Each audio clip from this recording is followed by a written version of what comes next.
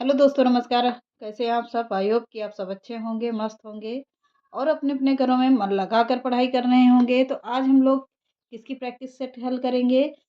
हिंदी व्याकरण का। हिंदी व्याकरण का प्रैक्टिस सेट हल करते हैं। वेरी इंपॉर्टेंट प्रश्न है। यहाँ से पूरा 1-2 चैप्टर लगेंगे, आप लोगों को खत्म कर देंगे आज हिंदी व्याकरण। फिर कल जो बचा हुआ चैप्टर होगा काव्य शास्त्र का, उसको भी खत्म कर देंगे। तो बस कुछ ही दिन में आप लोगों को पूरा एक-एक चैप्टर वाइज़ क्लियर कर देंगे। ज़्यादा चैप्टर तो इसमें कुछ डिटेल दे ही नहीं रहा है कि यहाँ पर क्या पूछे जाते हैं, क्या नहीं पूछे जाते हैं, क्योंकि ज़्यादातर पूछा जाने वाला प्रश्न यहाँ से आता ही नहीं है, क्योंकि पहली बार ये पेपर हो रहा है। तो देखो क्या होता है, क्या पूछा जाता है। अगर आपकी पैटर्न मिल जाता है, तो आप तभी बढ़िया से क्लियर होगा कि हाँ, कौन-सा पैटर्न यहाँ से कहाँ-कहाँ से प्रश्न पूछ रहा है। तो चलिए, आप लोगों को ये प्रश्न हिंदी व्याकरण में ही आएगा ज़्यादातर प्रश्न। अगर व्याकरण से आता है तो यहीं से आएगा प्रश्न।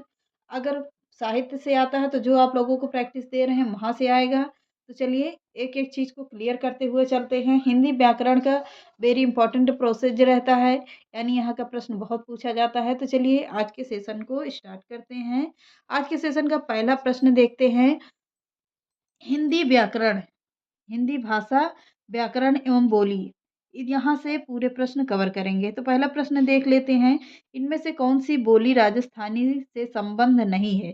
पूछ रहा है कि राजस्थान से कौन संबंधित संबंध बोली नहीं है। बोली पूछ रहा है, तो यहाँ पर पीजीटी हिंदी 2018 में पूछा गया है। कहाँ पर? झारखंड में पूछा गया प्रश्न है ये। जयपुरी, मारवाड़ी, मेवाती, मगही। तो मगही भाषा कहाँ की है? मगही यहाँ की भाषा नहीं होगी। जयपुरी तो राजस्थान में है, मारवाड़ी भी राजस्थान में है, मेवाती भी राजस्थान में है, पर मगही राजस्थान में नहीं है। तो इसमें कुछ डिटेल देख लेते हैं। मगही बोली का संबंध कहाँ से है? बिहार से आता है। तो बिहार की उपभाषा से संबंधित है। बिहारी हिंदी का विकास मगही अपभ्रंश से हुआ है। इसके अतिरिक्त 3 बोलियां आती हैं। कौन-कौन सी? मगही, भोजपुरी, मैथिली। इतनी समझ में आ गई होगी। बिहार की भाषा मगही, भोजपुरी, मैथिली। ये कहाँ की है? बिहार की भाषा है। आगे देखते हैं। बिहारी, बंगला, उड़िया। बिहारी, बंगला, उड़िया, असमिया का जन्म अपभ्रंश के किस रूप से हुआ है? किस रूप से हुआ है? मगधी, सौरसेनी, पैसाची या अर्धमागधी। तो किससे हुआ है? तो पहले इसकी डिटेल देखते हैं कि क्या है। पूरा डिटेल देखिए, फिर समझ में आएगा। अपभ्रंश तथा उनके विकसित उपभाषाएँ, उपभाषाएँ और अपभाषाएँ। मागधी कहाँ से आती है? बिहारी है। बांग्ला, उड़िया और असमिया है। सौरसेनी में आती है पश्चिमी हिंदी आएगी, राजस्थानी आएगी और गुजराती हिंदी आएगी। पैसाची में क्या आएगी? पंजाबी, लहदा और अर्धमागधी में पूर्वी हिंदी, बघेली। पूर्वी हिंदी के अंतर्गत जितनी भी भाषाएं आती हैं, जैसे बघेली हो गया, अवधी हो गया, छत्तीसगढ़ी आता है। तो ये अर्धमागधी के अंतर्गत आती हैं। तो आगे देखते हैं। निम्नलिखित में से भाषा के संबंध में अपभ्रंश शब्द का प्रयोग कब से प्रारंभ हुआ है? 11वीं शताब्दी, 9वीं शताब्दी, 10वीं शताब्दी और छठी शताब्दी। तो किससे हुआ है? तो छठी शताब्दी से हुआ है। इतना इम्पोर्टेंट नहीं, आगे बढ़ लेते हैं। पंजाबी राजस्थानी दिख रहा होगा। पंजाबी राजस्थानी, हरियाणवी, ब्रज में प्रभावित साहित्यिक खड़ी बोली या देहलवी के किस हिंदी का विकास हुआ है? संस्कृत निष्ठ हिंदी, मानक हिंदी, पुरानी हिंदी या कठिन हिंदी। तो किससे विकास हुआ है पूछ रहा है। तो मानक हिंदी से विकास हुआ है। आगे बढ़ते हैं। आई होप कि आप लोगों को प्रश्न सभी समझ में आ रहे होंगे, अच्छे प्रश्न हैं। भाषा के व्याकरण, भाषा के व्याकरण सम्मत आदर्श रूप को क्या कहते हैं? मानक भाषा कहते हैं, लोक भाषा कहते हैं, काव्य भाषा या जन भाषा। तो कौन कहता है, क्या कहता है? मानक भाषा कहते हैं। पहला ही ऑप्शन बिल्कुल सही ऑप्शन है। आगे देखते हैं। मानक हिंदी व्याकरणिक संरचना के संदर्भ में कौन सा तथ्य सही है? कौन सा तथ्य सही पूछ रहा है? मानक हिंदी में 10 कारकों के लिए विभक्ति निश्चित करना या निश्चित है। मानक हिंदी का वाक्य संरचना में सामान्यतः पहले क्रिया, फिर कर्ता और अंत में कर्म आता है। या आता है मानक हिंदी में केवल एक वचन आता है, गलत होगा। व्याकरणिक स्तर पर मानक हिंदी के रूप में परिवर्तनशील और अपरिवर्तनशील दोनों प्रकार के होते हैं। तो डी ही ऑप्शन बिल्कुल सही है। आगे बढ़ते हैं।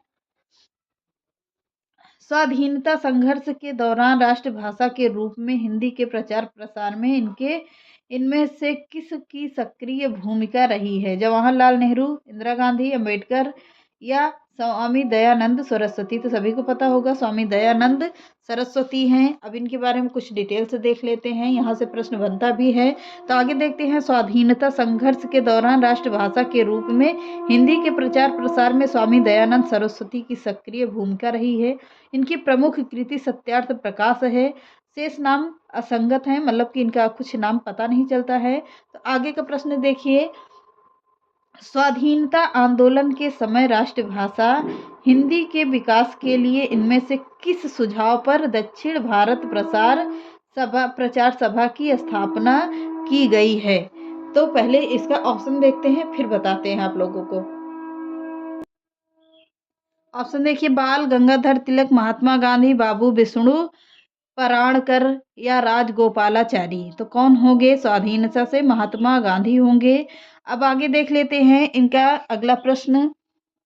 राजभाषा से क्या अभिप्राय है? सरकारी कार्यालयों की भाषा, राज्य में बोलचाल की भाषा, राष्ट्रीय भाषा, संविधान की भाषा? तो कौन सा है? सरकारी कार्यालयों की भाषा। तो पहला ही ऑप्शन बिल्कुल सही ऑप्शन है। आगे देख लेते हैं। अब इसके बाद कुछ डिटेल देख लीजिए, जरूरी प्रश्न है। सरकारी कार्यालयों की भाषा संविधान सभा द्वारा राज्यभाषा का गौरव हिंदी भाषा को प्राप्त है। हिंदी को 14 सितंबर 1949 में राज्यभाषा घोषित किया गया है। अनुच्छेद 343 ए में यह घोषणा की गई है कि भारत की राजभाषा हिंदी व इसकी तिथि देवनागरी होनी चाहिए। तो आप लोगों को समझ में आ गया होगा। आगे चलते हैं। 19वीं सदी में हिंदी खड़ी बोली के विकास में किस साहित्यकार की महत्वपूर्ण भूमिका निभाई है? अमीर खुसरो, ग्रियर्सन, सदल मिश्र या मिश्र बंधु? तो किसने निभाया है? सदल मिश्र ने निभाया है। आगे देखते हैं। मिश्र बंधु में कौन थे? देव बिहारी, सुख बिहारी, श्याम बिहारी। ये तीनों भाई थे। तीनों को मिलाकर क्या कहा गया? इन्हें मिश्र बंधु कहा गया। ग्रियर्सन को तो सभी को पता होगा, जॉर्ज ग्रियर्सन। पहेलियों के लिए कौन जाने जाते हैं? अमीर खुसरो जाने जाते हैं। आगे बढ़ते हैं। वैज्ञानिक तथा तकनीकी साहित्य के प्रणयन हेतु आवश्यक शब्दावली और साहित्यिक सामग्री निर्माण के लिए भारत सरकार ने 1961 में किस आयोग की स्थापना की थी? वैज्ञानिक और तकनीकी शब्दावली आयोग, राजभाषा तकनीकी शब्दावली आयोग, वैज्ञानिक ज्ञान भाषा शब्दावली आयोग? तो क्या है? वैज्ञानिक और तकनीकी शब्दावली आयोग। पहला ही ऑप्शन बिल्कुल सही ऑप्शन है। अब इसके आगे देख लेते हैं फटाफट से। हिंदी प्रदेश के पश्चिमी भाग में स्थित बोलियों के सामूहिक के नाम को क्या कहते हैं? मध्य प्रदेश पश्चिमी हिंदी, खड़ी बोली या बुंदेलखंडी? तो क्या कहा जाता है? पश्चिमी हिंदी कहा जाता है। बी ऑप्शन बिल्कुल सही है। आगे देखते हैं। मानक हिंदी का विकास किस बोली से हुआ है? ब्रजभाषा से, बांगरू से, खड़ी बोली हिंदी से, अवधी से? तो किससे हुआ है? खड़ी बोली हिंदी से हुआ है। थर्ड ऑप्शन बिल्कुल सही है, यानी कि सी ऑप्शन सही है। आगे देखते हैं। स्वाधीनता आंदोलन के दौरान हिंदी किसका पर्याय बनी है? पढ़े लिखे भारत का, शिक्षित भारत का, राष्ट्रीय एकता का, देश भर से संपर्क का? तो किसका बना हुआ है? तो राष्ट्रीय एकता का बना हुआ है। सी ऑप्शन बिल्कुल सही है। आगे देख लेते हैं। वर्तमान में हिंदी की खड़ी बोली नाम किस कारण पड़ा? इसमें खड़ी मात्रा का प्रयोग अधिक होता है, या इसका ध्वनि विन्यास कर्कश है, या इसे खड़े खड़े सीखा जा सकता है, इसे खरी खोटी कहने की क्षमता है? तो हिंदी खड़ी मात्रा का प्रयोग अधिक होता है, इसलिए इसे खड़ी बोली कहा जाता है। आगे देख लेते हैं। विज्ञापन के निम्नलिखित उद्देश्यों में से कौन सा कथन असंगत है? उत्पाद निर्माता द्वारा निर्मित विज्ञापन के कंटेंट का निर्धारण करना कि उस विज्ञान में क्या जाएगा और उनको कितना लाभ होगा, या होगा विज्ञापन द्वारा उत्पाद का प्रचार प्रसार ताकि लक्षित उपभोक्ता का ध्यान आकर्षित किया जा सके। उत्पाद की खूबियों को आम उपभोक्ता तथा निःशुल्क पहुंचाना। या होगा वर्गीकृत उपभोक्ता के अनुसार विक्रय के लक्ष्यों को निर्धारित करना। तो कौन सा ऑप्शन सही पूछा जा रहा है? तो सी ऑप्शन होगा उत्पाद की खूबियों को आम उपभोक्ता तक निःशुल्क पहुंचाना। तो सी ऑप्शन बिल्कुल सही ऑप्शन है। आगे देख लेते हैं। अगला देखिए, वर्तमान हिंदी किस लिपि में लिखी गई है? खरोष्ठी, मंडारिन, पाली या देवनागरी? तो किस भाषा में या किस लिपि में पूछता है? तो हिंदी सभी को पता है कि देवनागरी लिपि में पता है लिखी गई है। अगला है लास शब्द। लास किस भाषा का शब्द है? फारसी है, तुर्की है, अरबी है, पुर्तगाली है? तो क्या है? तो लास तुर्की भाषा का शब्द है। जैसे कुछ ऑप्शंस हैं। लास तुर्की भाषा का शब्द है। तुर्की भाषा अन्य प्रमुख शब्द हैं जैसे कैंची है, कालीन है, चेचक है, जाजिम है, तलाश है, बेगम है, बहादुर आदि कैसी भाषाएं हैं, कहाँ की हैं? तो तुर्की भाषा के शब्द हैं। आगे देख लेते हैं।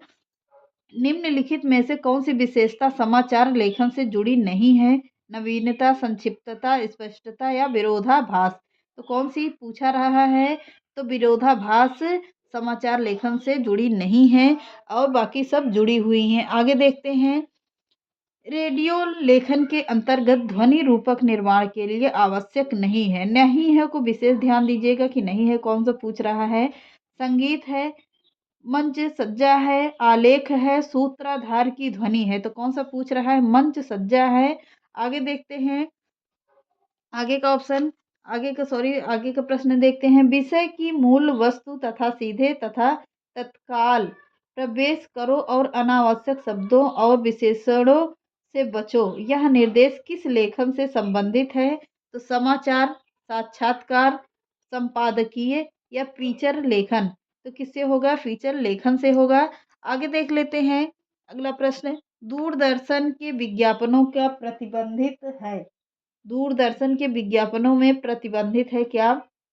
ज्ञानवर्धक सूचनाएं, सरकारी सूचनाएं, हिंसा एवं यौन प्रसंग या स्वास्थ्यवर्धक जानकारियां? तो क्या पूछ रहा है कि हिंसा एवं यौन का प्रसंग किससे है? दूरदर्शन के विज्ञापनों में प्रतिबंधित है। तो आगे बढ़ते हैं, आगे का प्रश्न लेते हैं। आगे देखिए, प्रयोजन मूलक हिंदी में किस तत्व का अभाव होता है? स्पष्टता का, तथ्यपरकता का, संप्रेषणीयता का या कल्पनाशीलता का? तो किसका होता है? कल्पनाशीलता का होता है। सी ऑप्शन बिल्कुल सही है। आगे देख लेते हैं। प्रारूपण का अर्थ है व्यक्तिगत पत्र लेखन, सरकारी अधिकारी द्वारा हस्ताक्षरित पत्र, सरकारी कार्य विधि में प्रयुक्त पत्र का कच्चा मसौदा या प्रार्थना पत्र? तो किससे है? सरकारी कार्य में विधि प्रयुक्त पत्र का कच्चा मसौदा। सी ऑप्शन बिल्कुल सही ऑप्शन है। आगे बढ़ते हैं।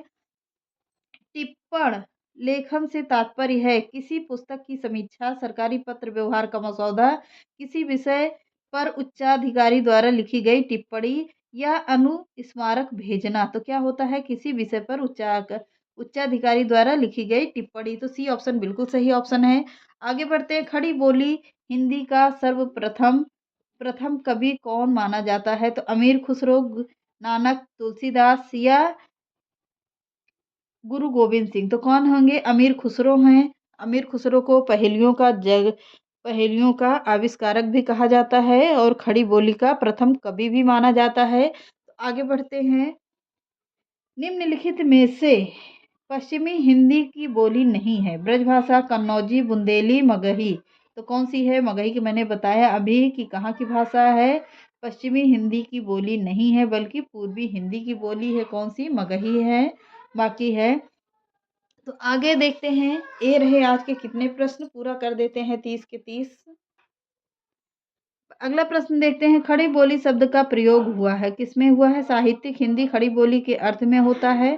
दिल्ली मेरठ के आसपास की लोक बोली के अर्थ में होता है। खड़ी बोली का उद्भव सौरसेनी अपभ्रंश के उत्तरी रूप से होता है या हुआ है, या खड़ी बोली का लोक साहित्य बिल्कुल नहीं है। तो कौन सा ऑप्शन सही है पूछ रहा है? तो ए सही होगा और बी सही है और क्या सही है? सी सही है, पर डी गलत है। आगे देखते हैं। निम्नलिखित बोलियों को उनके क्षेत्र के साथ सुमेलित कीजिए। खड़ी बोली बिलासपुर, ब्रजभाषा सुल्तानपुर, वांगड़ू आगरा, अवधी बिजनौर या करनाल है। तो आगे देख लेते हैं, पहले इसका पूरा ऑप्शन देखते हैं। तो कौन सी पूछ रहा है कि नहीं है पूछ रहा है, तो बी ऑप्शन बिल्कुल सही ऑप्शन है। आप लोग स्क्रीनशॉट लीजिए, मिला लीजिएगा क्योंकि टाइम उतना नहीं है। निम्नलिखित से काव्य, इसमें से कई प्रश्न आप लोगों को तैयार हो जाएंगे। तो आगे देखते हैं, निम्नलिखित काव्य भाषाओं को उनकी संबंध रचनाओं को सुमेलित कीजिए। अवहट्ट, भंवर गीत, ब्रजभाषा, इसको भी स्क्रीनशॉट लीजिए। आप लोगों के लिए होमवर्क है, कमेंट बॉक्स में कमेंट करिएगा और बताइएगा कि ये कौन सा प्रश्न कैसा है, कौन सा सुमेलित है, कौन सा नहीं है। तो चलिए मिलते हैं नेक्स्ट क्लास में। चैनल पसंद आए तो लाइक, सब्सक्राइब एंड शेयर कर दीजिएगा। नमस्कार।